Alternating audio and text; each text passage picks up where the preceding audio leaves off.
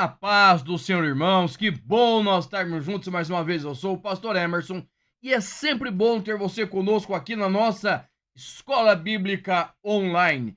E nós estamos chegando aí no finalzinho deste primeiro trimestre de 2024, aonde nós estamos estudando, olha que maravilha, a nossa lição, o corpo de Cristo, né, a origem, natureza e vocação da igreja no mundo. Ou seja, nós estamos falando de eclesiologia, a doutrina da igreja. E a nossa penúltima lição, a lição de número 12, ela vai ter o seguinte título: o papel da pregação no culto. Olha aqui, essa daqui é a nossa revista, certo? É a lição dessa semana, que será ministrada dia 24 de março, ok? E nós vamos falar a respeito da pregação. Qual é o papel, qual é o lugar da pregação dentro do culto cristão? Qual a necessidade de uma pregação bíblica, cristocêntrica? Irmãos, até parece redundante, parece desnecessário, mas nós precisamos falar disso. A pregação na igreja, ela precisa ser bíblica, ou seja, ela tem que ser tirada das páginas sagradas e tem de ser cristocêntrica, ou seja, Cristo precisa estar no centro. Eu nasci em 78, 1978, certo? Isso há 46 anos atrás, e eu fui criado numa igreja, certo? Uma igreja Assembleia de Deus. Meu avô era meu avô era um presbítero que pastoreava as igrejas do Senhor. E o que acontece? Eu me lembro muito das pregações antigas, que elas eram simples, elas eram diretas, elas tinham o objetivo de transmitir a Cristo. E daí a gente vai crescendo, o tempo vai passando. Quando chega no meado da década de 90, com o desenvolvimento da fita cassete, o pessoal nem sabe mais o que é fita cassete, certo? CD, né? Depois DVD, a programação do rádio, o surgimento dos grandes congressos, principalmente congressos de missões, começou a mudar muito o estilo de pregação. Começou a mudar muito. E não sou contra, certo? Eu acho que tudo tem um lugar e tem um tempo, né? Você precisa saber aonde pregar, o que pregar. Cada lugar, a palavra é a mesma, a mensagem é a mesma, mas ela tem formas de ser entregue ao ouvinte, tá? Então, eu penso assim. E nos meados da década de 90 começou a surgir os grandes pregadores. E esses grandes pregadores, eles tinham seus cacuetes, eles tinham sua retórica, tinham uma forma bem diferente de ser, eles eram mais pomposos, mais espalhafatosos, né? Levantar a mão, e não era mais lenço, era já aquelas toalhinhas, e uns orava para pôr anjo aqui, outro ali, outros faziam desafios, outro batia a toalhinha no... Eram estilos. E esse estilo de pregação começou a moldar, veja bem, começou a moldar o que nós temos de pregação a partir do ano 2000. Tá? Então, é muito importante nós pontuarmos e ponderarmos sobre isso. Tá? Porque quando nós vamos para o nosso textuário, o textuário diz assim: que pregues a palavra, inste em tempo e fora de tempo, redargue-as, repreenda, exorte com toda longanimidade e doutrina. 2 Timóteo, capítulo 4, versículo 2. E a verdade prática também continua na mesma linha, dizendo: prega a palavra de Deus. Pregar a palavra de Deus é a sublime missão da igreja. É por intermédio da ministração da palavra que vidas são salvas, transformadas e edificadas. Por que nós precisamos focar essa ideia da pregação bíblica e cristocêntrica? Porque é a palavra que faz a diferença, não é a retórica. E hoje nós temos visto muitas pessoas que falam bem, são bem articulados, boa aparência, bom gestual, mas o seu conteúdo não é um conteúdo plenamente bíblico. Ele fala de muita coisa, a sua mensagem é 1h30, 2 horas. Irmãos, em um desses congressos de missões famosos, haviam pregações de 2 horas, 2 horas e meia, aquele movimento. Eu não sou contra exposição bíblica, bem pelo contrário. Sou pastor, sou professor, sou ensinador, mas nós precisamos compreender que a função da palavra não é animar o auditório, é trazer a verdade do evangelho. Você está compreendendo?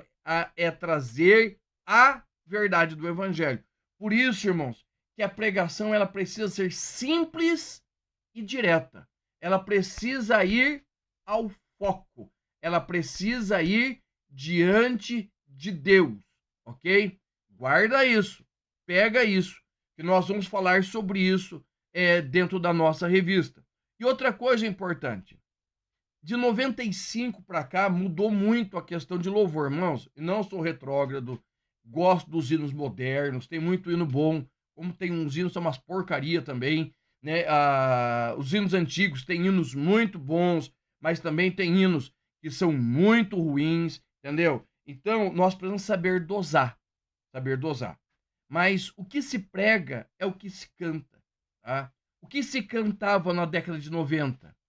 Se cantava, na maioria das vezes, era o hino da harpa. E o hino, a harpa, é muito mais do que simplesmente o inário. É um compêndio teológico. O que a Assembleia de Deus prega está dentro da harpa cristã. Por isso que nós não podemos tirar a harpa do nosso culto, certo? Lá nós falamos sobre salvação, batismo com o Espírito Santo, falamos sobre a volta de Jesus, nós falamos da nossa crença, do que nós cremos. Existem erros teológicos? Existem, certo? Mas são corrigidos, né, dentro das ministrações. Por isso nós precisamos ter em mente, prega a palavra. E sabe o que é importante também? Você nos ajudar.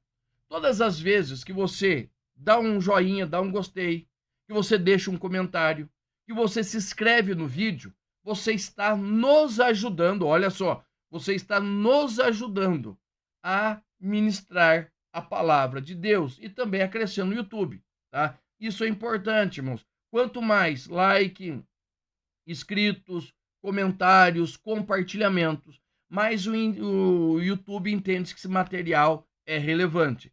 E outra coisa, eu tenho aqui para você, ó, esse daqui é o nosso PDF, certo? Esse daqui é o material que nós preparamos para te ajudar, é o material que eu preparo para minha aula e para te ajudar na ministração da sua aula. E como você faz para adquirir esse PDF? Você entra aqui embaixo na descrição, tem um link do nosso grupo do WhatsApp, certo? Você entra lá e eu disponibilizo para você gratuitamente. Além do material do nosso PDF, tem aqui também, ó, este card bonito. Esse daqui é da segunda-feira desta semana, da lição de número 12. Este card bonito, que você pode estar mandando para os seus alunos para manter esse movimento. Por quê? O teu aluno chega em casa, ele pega a revista dele, coloca em cima da estante, em cima de um balcão e fica lá até o próximo domingo. A maioria das pessoas são assim. Um ou outro que tem prazer de ler e vai lá e estuda. Quando você vai mandando pelo grupo do WhatsApp esses cardzinhos, você vai fazendo com que a pessoa se intere do tema, certo? De versículos que serão usados, e a maioria das pessoas lê. Então vai lá, entra no nosso grupo, tá? Até esse trimestre, o nosso PDF era apenas um material teológico, certo? Material, subsídio para preparação da lição. A partir deste segundo trimestre de 2024, nós vamos ter também um material metodológico, métodos de como aplicar em cada lição. Então, serão 13 lições, 13 métodos, 13 formas de aplicar a lição na vida do teu aluno. Eu preparei para vocês aqui um apêndice, certo? Um apêndice. Nesse apêndice eu listei para vocês os 3 principais tipos de sermão: temático, textual, expositivo. e eu falo sobre cada um deles. E eu dou um exemplo, um sermão preparado para você entender o que é cada um, certo? Vai lá e clica no nosso link, tá bom? Então entra lá e nos ajuda. E eu quero que você me ajude. Eu tenho um desafio pessoal.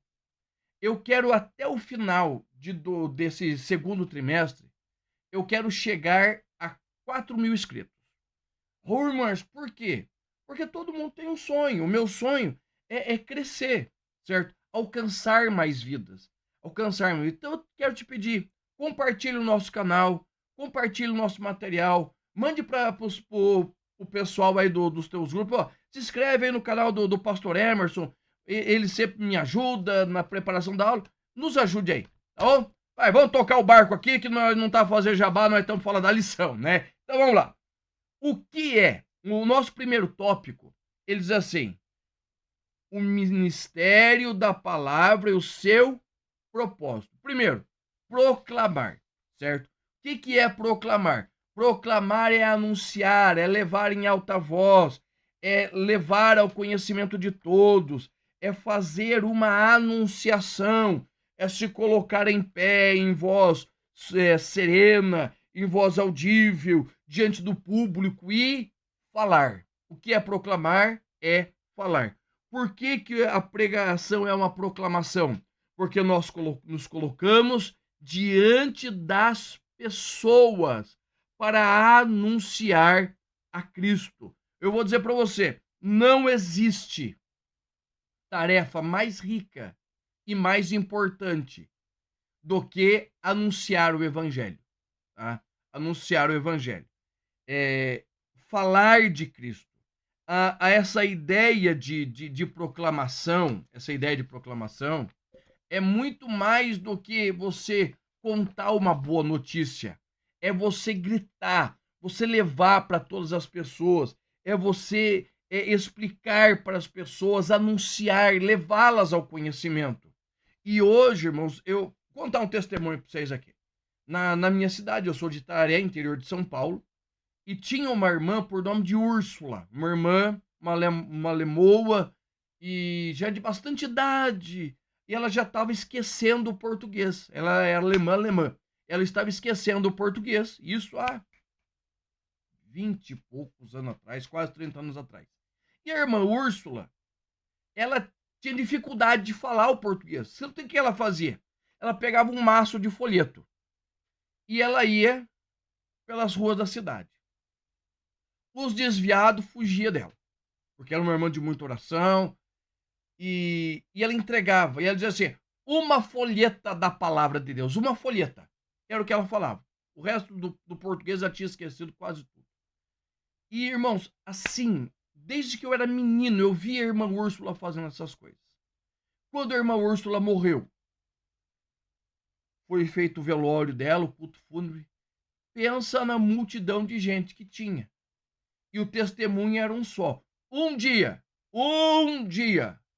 eu recebi um folheto da irmã Úrsula e nunca mais eu tive paz.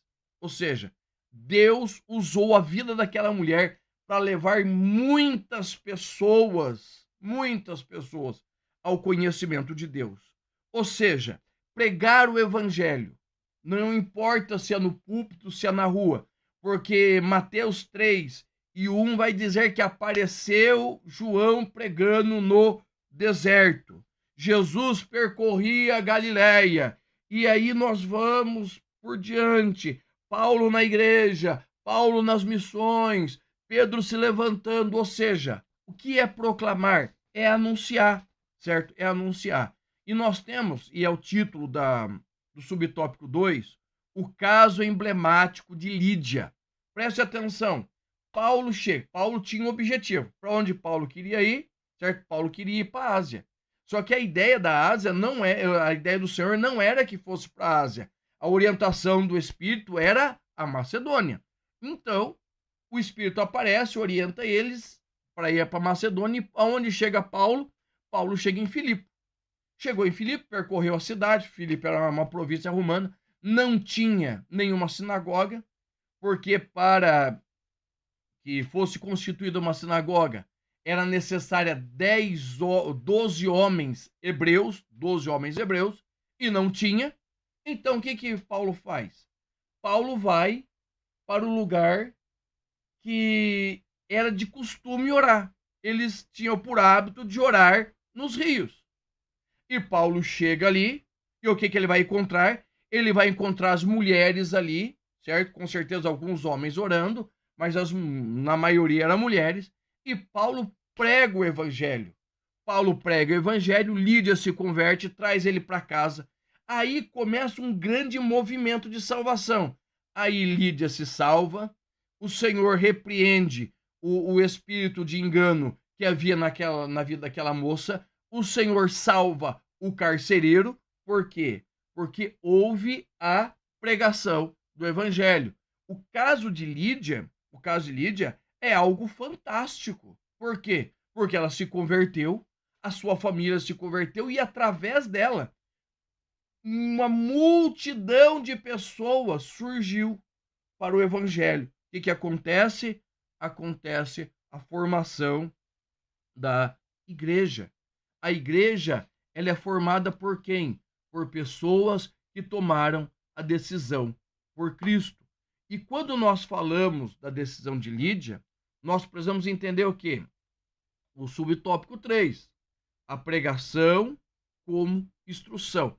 Preste bem atenção. Abra lá a sua Bíblia, pegue a sua Bíblia e leia Mateus capítulo 28, versículos de 18 a 20. E vai estar escrito assim, eu vou ler para você. E chegando Jesus, mas confira na tua Bíblia e marque na tua Bíblia. A minha Bíblia é revista corrigida, tá? E chegando Jesus, falou-lhes dizendo, é-me dado todo o poder no céu e na terra. Portanto, ide, ensinai ou fazer discípulos, ensinai todas as nações, batizando-as em nome do Pai, do Filho e do Espírito Santo, ensinando-as a guardar todas as coisas que vos tenho dado. E eis que estou convosco todos os dias até a consumação do século. Veja bem, o primeiro a ensinar, no versículo 19, o versículo 18, o Senhor diz, é-me dado poder, e eu vou conferir poder para vocês. Para quê? Para fazer discípulo, para ensinar.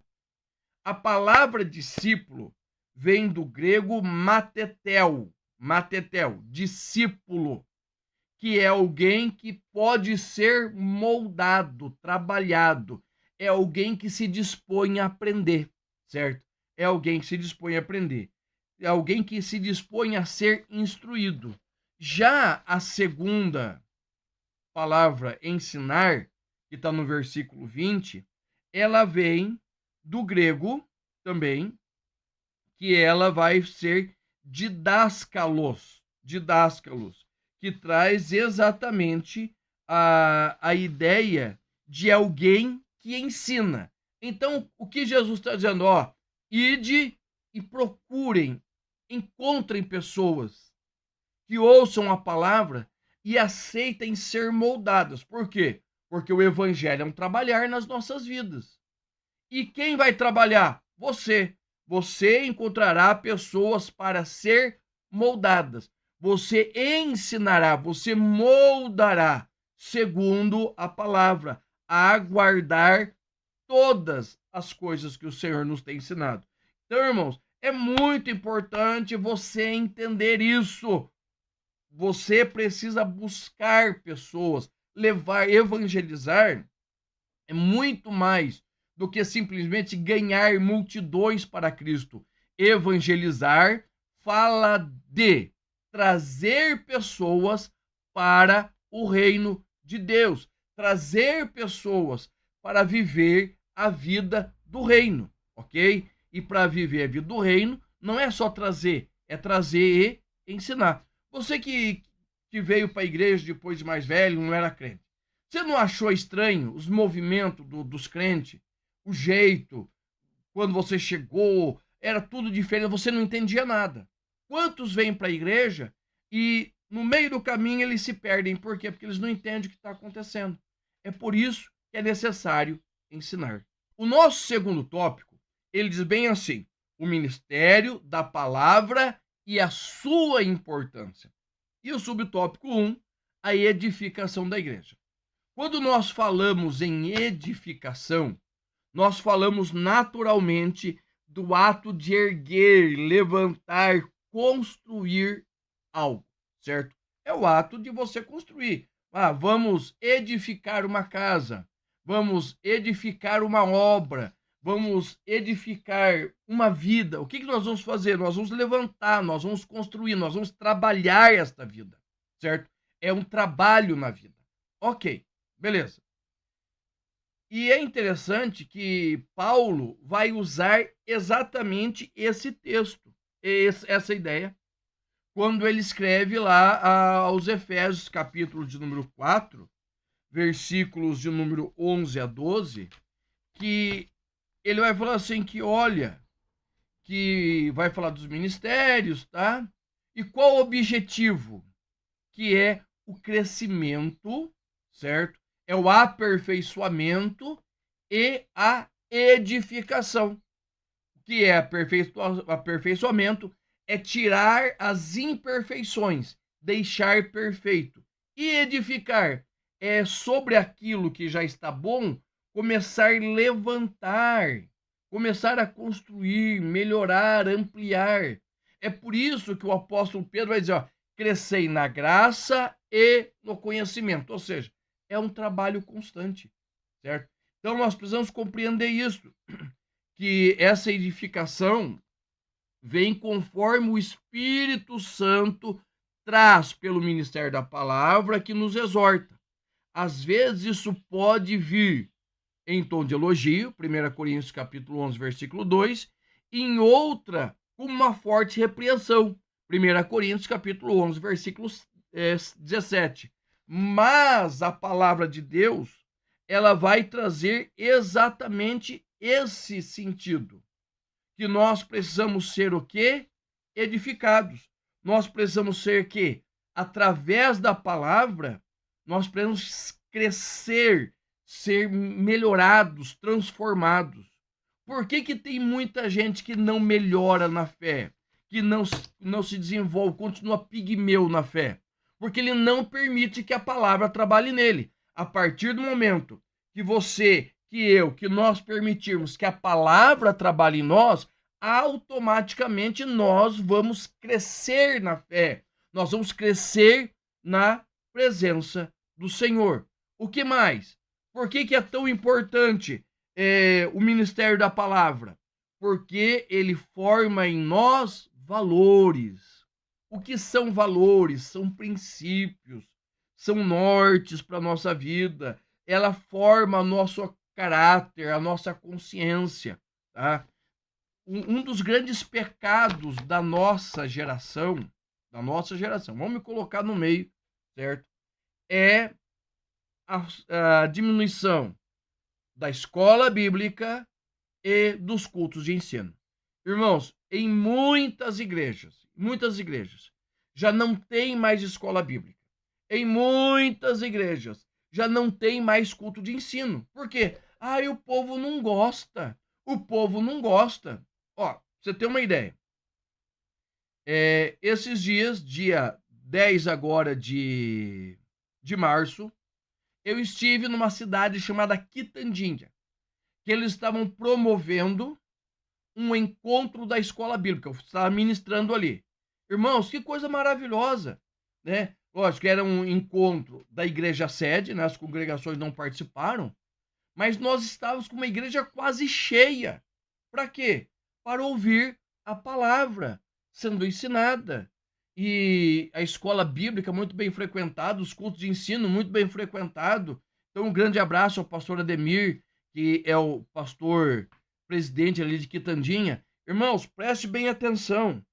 O povo está sedento pela palavra. Às vezes ele está enfadado de uma palavra, tipo assim, e maceta o povo. Não, ensina o povo, dá palavra para o povo, incentiva o povo, porque é a palavra que infunde valores. Por que as nossas igrejas, de uma forma geral, elas estão sofrendo? Porque a palavra de Deus está sendo deixada de lado. Pega a tua Bíblia, Atos dos Apóstolos, capítulo de número 19, versículo 19. Paulo começa a pregar em Éfeso.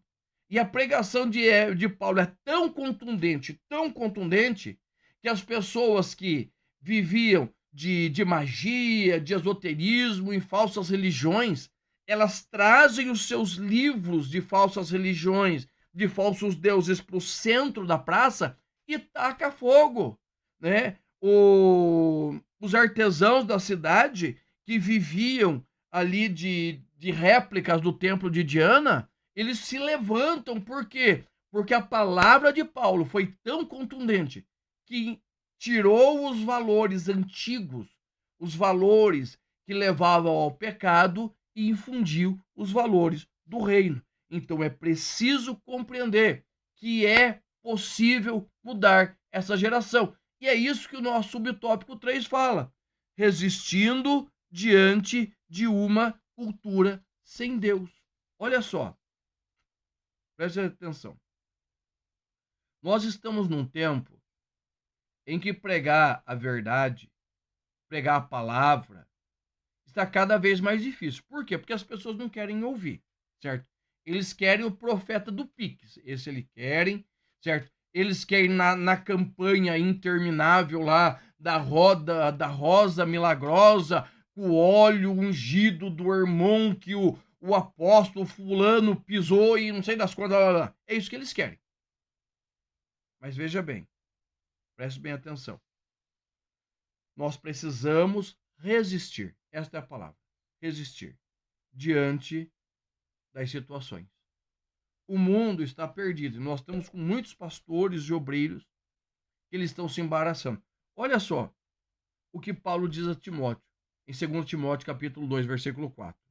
Ninguém que milita se embaraça com os negócios desta vida, a fim de agradar aquele que o alistou para a guerra. Nós estamos em guerra. Guerra contra o mundo, guerra contra o pecado, guerra contra o cão. Nós estamos em guerra. Só que o que eu preciso compreender? Que eu não posso me embaraçar. Tem coisa que não é pecado, tá? Celular é pecado? Graças a Deus que não, você está me vendo por causa do celular, da internet. Celular não é pecado. Mas você ficar 8 horas por dia no celular, é pecado ou não é pecado? Não é pecado, mas é embaraço. Você vai se enrolando e começa a ver coisa que não deve, e começa a encontrar coisa que não precisa, e vai procurando aquelas páginas, você vai vendo aquelas páginas que não deve, certo? Vai vendo fofoca, vida alheia. Não é pecado, mas é embaraço. Celular, televisão, internet, tudo mal usado é embaraço. Isso nos tira do foco. Paulo vai dizer em Hebreus capítulo 12, versículo 2, nós estamos rodeados de uma tão grande nuvem de testemunhas.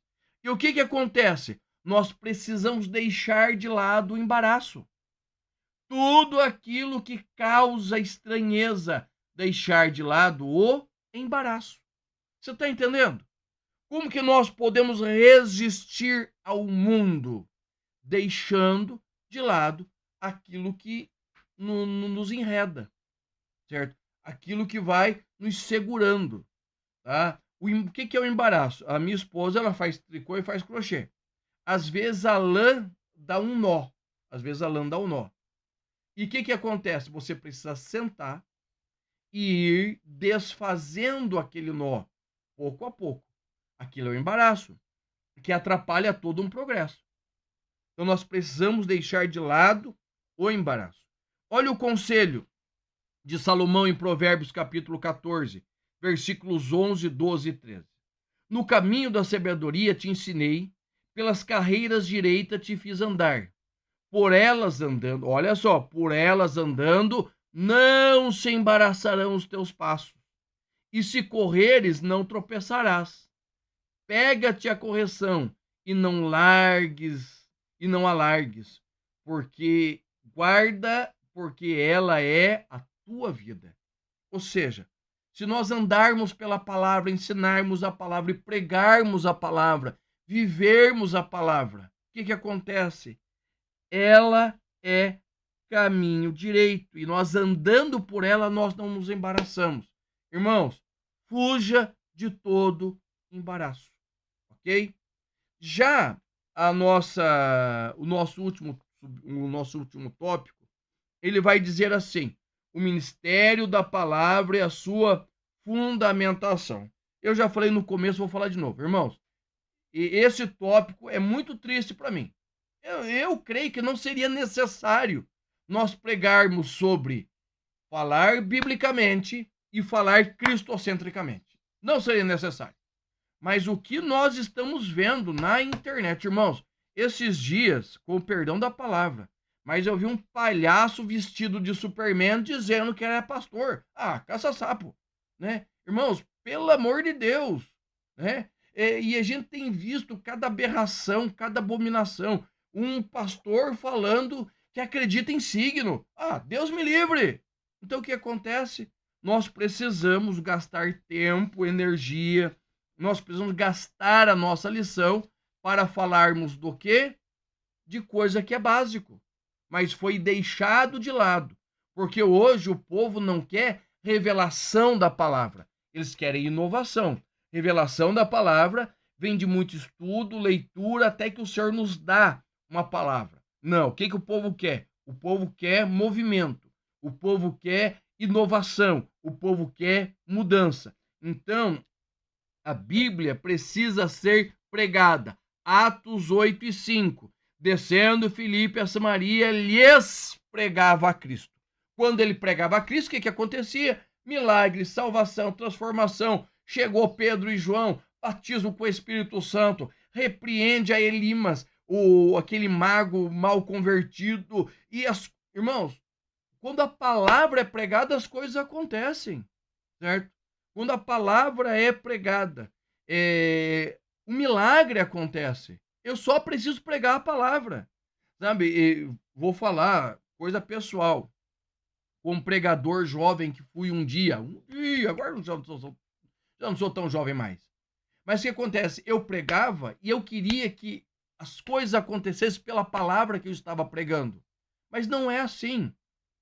A palavra de Deus muda. Um testemunho, bem rapidinho. Certa vez eu estava pregando, né, bem no finalzinho de ano. E no meio da pregação, estava a esposa com o marido, e o marido saiu, né? O marido não era crente, foi fumar lá fora da igreja. Saiu da igreja e ficou lá por fora. No final do culto, eu devolvi o microfone para o pastor, e eu queimava no meu coração. E o Senhor falou: eu te mandei falar, você não falou, e aquela luta, né?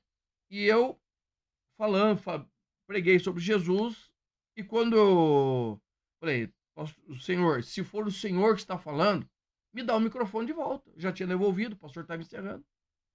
E o pastor me entrega o microfone para mim orar, para nós encerrarmos o culto. Eu era cooperador ainda.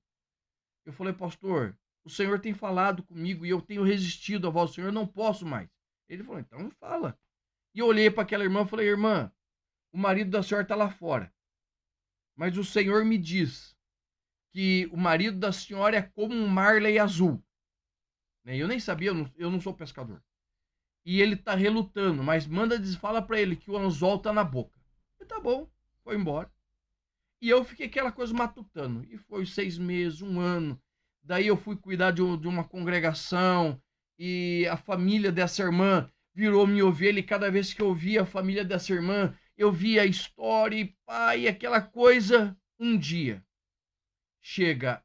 eu vejo chegando a família da irmã com a irmã, e eu não vi o marido chegar. Eu falei: pronto, morreu aquele homem lá sem Jesus, né? E tudo que eu preguei, tudo que eu falei, e ela veio me cobrar. De repente eu vejo o homem saindo.